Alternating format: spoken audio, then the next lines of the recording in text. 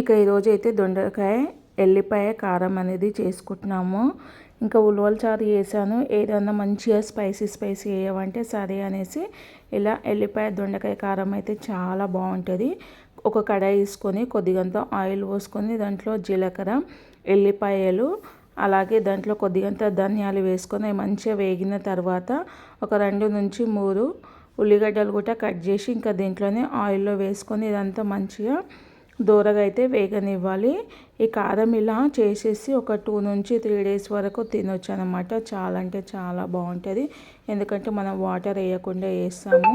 Taste అయితే super ఉంటుంది అన్నమాట. ఇంకా మొత్తం ఇదైతే వేగింది కదా, ఇంకా దొండకాయలు అయితే మంచిగా కడిగేసుకొని ఇలా కట్ చేసుకోవాలి. మనము మసాలా వంకాయకి ఎలా కట్ చేసుకుంటామో అలాగైతే కట్ చేసుకోవాలి.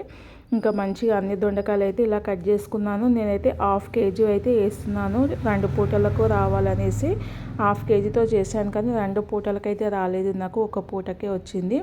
ఇంకా చాలా మంచి తిన్నారనమాట అందరూ. దీంట్లో కొద్దిగంత ఒక చిన్న నిమ్మకాయ సైజ్ అంతా చింతపండు కూడా వేసుకోండి. టేస్ట్ అయితే చాలా బాగుంటుంది. నేను ఈరోజు దొండకాయ మసాలా వేస్తానంటే వద్దు, కొంచెము స్పైసీగా కారం ఉండాలి, వెరైటీ టేస్ట్ ఉండాలంటే సరే అనేసి ఇలా వేసాను. ఇంకా అవన్నీ తీసేసుకొని చల్లారనివ్వాలి. ఇంకా అదే కడాయిలో కొద్దిగంత ఆయిల్ పోసేసుకొని, డీప్ ఫ్రై కాబట్టి కొంచెం ఆయిల్ అయితే ఎక్కువనే ఉండాలి.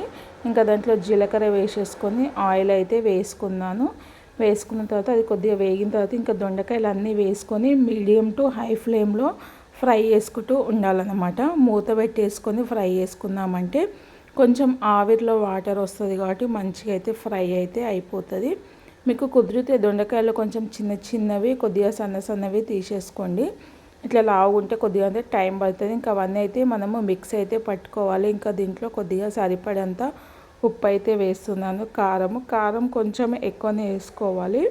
కారం ఎక్కువ ఉంటే టేస్ట్ అనేది బాగుంటుంది. ఎల్లిపాయ కారం కాబట్టి కారము అయితే నేను 3 స్పూన్స్ వేస్తున్నాను. ఇంకా దీంట్లో కొద్దిగంత పసుపు, అల్లం వెల్లుల్లి పేస్ట్ కూడా వేసుకోవచ్చు.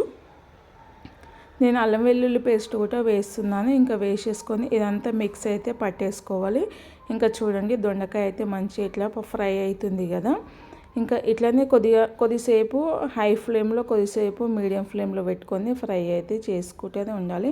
ఇంకా అదంతా మిక్స్ అయితే పట్టేసుకున్న తర్వాత ఇంకా దొండకాయలో మనకు దొండకాయ ఒక 80 to 90% ఫ్రై అయిపోయింది. ఇంకా పేస్ట్ మొత్తము దీంట్లో వేసేసుకొని కలిపేసుకోవాలి. కలుపుకున్న తర్వాత ఇంకా లాస్ట్కి అయితే ఇక కొద్దిగంత కొత్తిమీర వేసేసుకొని అది కూడా కలుపుకొని చూడండి. దొండకాయ కారం అయితే చాలా అంటే చాలా బాగుంది. ఇంకొంచెం ఉడకనిస్తే మనకు ఈ తేమ ఉన్నది మొత్తం అయితే పోతుంది అన్నమాట. ఇంకా స్టఫ్గా అయితే సైడ్కి వేసుకొని తింటే మా చిన్నోడైతే ఈరోజు ఉలవల చారు కన్నా ఈ ఫ్రైనే మొత్తం తినేసాడనమాట. చాలా 2 times కనేసి చేసి 1 time కర్రీ వచ్చింది. మరి నా వీడియో ఎలాగ అనిపించింది? నా వీడియో కనుక నచ్చితే ప్లీజ్ లైక్ చేయండి, సబ్స్క్రైబ్ చేయండి, కామెంట్ చేయండి. పక్కనున్న బెల్ బటన్ నొక్కండి. మీకు మంచి నోటిఫికేషన్స్ వస్తాయి. మీకు ఎలాంటి కర్రీ కావాలో కామెంట్ చేయండి.